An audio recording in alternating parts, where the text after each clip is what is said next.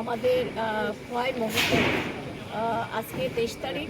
আজকে আমাদের এই মহকুমায় কৃষকদের কাছ থেকে ধান ক্রয় করা শুরু হয়েছে কৃষক কল্যাণ দপ্তরের উদ্যোগে।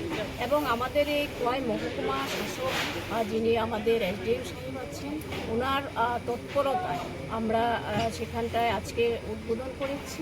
এখানে উপস্থিত আছেন আমাদের পৌর পরিষদের যিনি চেয়ারপারসন উনি, এবং আমাদের ব্লকের ভাইস চেয়ারম্যান থেকে শুরু করে আমরা এখানে উদ্বোধন করলাম। এখানে এবার এই মহকুমাতে 900 এমটি আমাদের খোয়াই যে গোডাউন আছে সেখানে সরকার ধান ক্রয় করবেন, এবং আমাদের রামচন্দ্রঘাট আরেকটা গোডাউন আছে সেখানে 300 এমটি ধান ক্রয় করা হবে। টোটাল আমরা এবার 1200 এমটি আমাদের সরকার ধান কিনে নিচ্ছেন। তো কৃষকরা স্বতঃস্ফূর্তভাবে তাদের এই ধান ওনারা সময় মতো নিয়ে এসছেন, এবং এখানের গোডাউনের যারা সেখানে আমাদের দপ্তরে আধিকারিকদের ব্যবস্থাপনায় খুব সুন্দরভাবে সেখানে চলছে সে ধান ক্রয় করা বা বিক্রি করা। তো সেটা একটা ভালো দিক।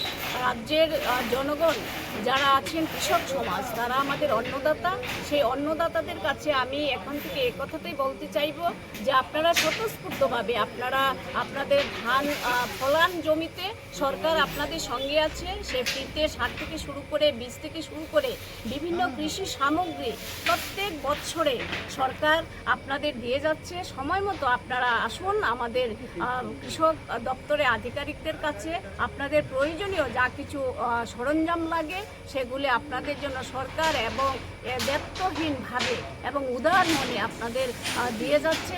সেই পরিষেবাটুকু নিন এবং আপনারা ভালো থাকুন, সুস্থ থাকুন।